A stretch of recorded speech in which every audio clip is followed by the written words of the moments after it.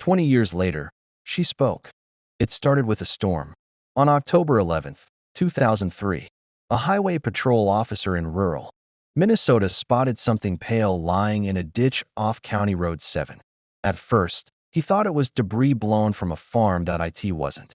It was the body of a young woman, mid-20s, barefoot, bruised, and soaked from the rain. No ID. No purse. No vehicle nearby. Nothing that told investigators who she was. They searched missing persons cases across the entire Midwest. Not a single match. For months, her case sat on a shelf labeled Jane Doe number 14. And when no one came forward, when no family called, when no friend filed a report, she was quietly buried in a county cemetery under a simple stone engraved with only 2 words, unknown woman. Her case went cold for 20 years.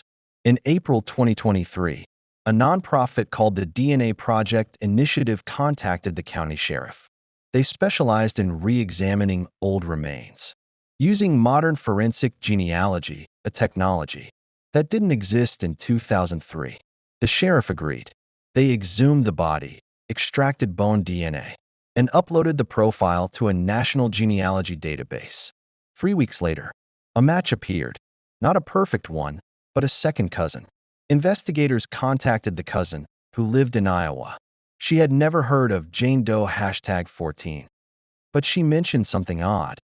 My aunt had a sister who went missing in 2003. My family rarely talks about it. Her name was Emily Hart, a 27-year-old woman who disappeared after leaving her apartment during a fight with her boyfriend. But she was never reported missing. When detectives asked why, the cousin hesitated. There was a long silence.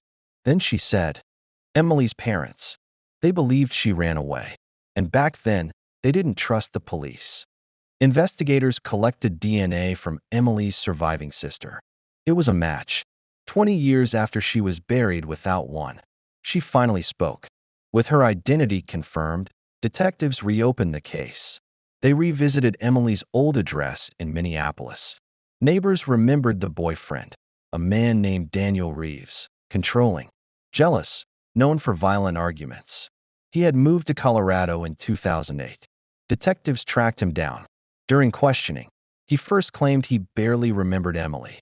But when confronted with DNA timelines, witness statements, and the original autopsy, which identified signs of blunt force trauma, he broke. He confessed. On the night of the storm, October 10th, 2003, they argued. He pushed her.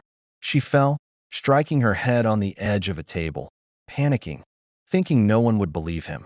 He placed her body in his truck and dumped her along the rural road. Rain washed away almost all trace evidence, and because no one reported Emily missing, the case froze for decades. Daniel Reeves was arrested and charged with second-degree murder.